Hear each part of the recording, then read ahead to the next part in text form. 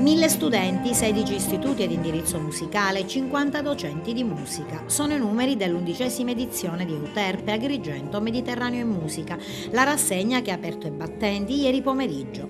Il concorso nazionale delle scuole medie ad indirizzo musicale, tra le più apprezzate sul territorio nazionale, ha scelto una location del tutto particolare, che fonde paesaggio, archeologia e musica. Noi siamo molto contenti di aver contribuito e continuare a contribuire a rendere viva questa attività musicale che continua a essere per le scuole un punto di riferimento.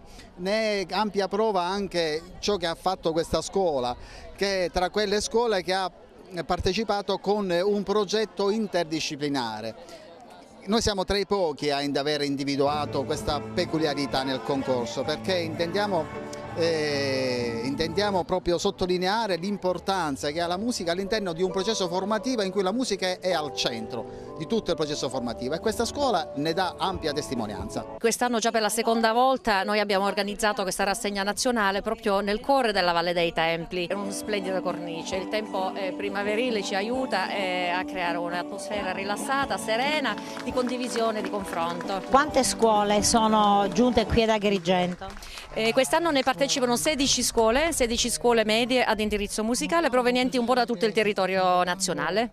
Lei è anche componente della giuria. Che livello abbiamo di preparazione, di competenze?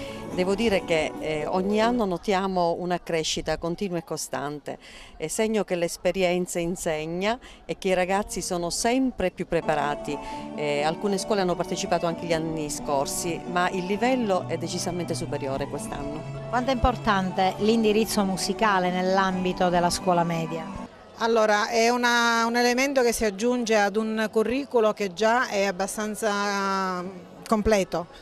La musica, lo studio della musica e quindi lo strumento, studiare insieme, quindi dare questi frutti, sicuramente consente ai ragazzini di imparare a stare insieme, a lavorare per un progetto comune, ad abbandonare un po' l'egocentrismo che è connaturato, voglio dire, fino ad una certa età, per appropriarsi di nuovi modi, di nuove competenze che poi loro spenderanno nella vita. L'iniziativa, che si concluderà venerdì prossimo con la cerimonia di premiazione, è stata ospitata dal Parco Archeologico Valle dei Templi di Agrigento. È una bella primavera per il parco, perché accanto alla manifestazione Euterpe abbiamo avviato anche l'attività didattica a cui partecipano le famiglie con i relativi bambini, ma anche le scuole. C'è una bellissima atmosfera in questo momento al parco, che è pieno di bambini e di scolaresche che danno anche allegria.